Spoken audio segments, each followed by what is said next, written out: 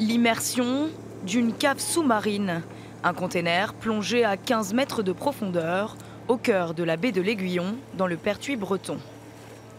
À l'intérieur des deux containers immergés, 132 bouteilles de Cabernet de l'île de Ré et de vin vendéen, une nouvelle expérience pour les viticulteurs. Pour nous, ce qui est intéressant, voilà, petite cuvée, on va l'amener sur un élevage expérimental, puisque l'on ne l'a jamais fait en pleine mer à une profondeur de 15 mètres de profondeur.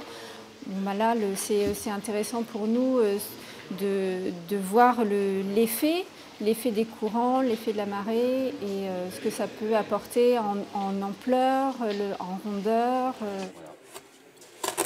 Les bouteilles sont enfouies dans le sable pour qu'elles restent bien calées.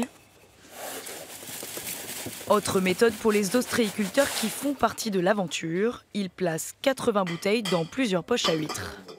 Je les mets à l'inverse de façon à ce qu'elles se calent bien, pour pas qu'elles bougent vraiment dans la poche. Une rencontre entre viticulteurs et conchiliculteurs, entre paysans de la terre et de la mer, à l'initiative de la COP Atlantique.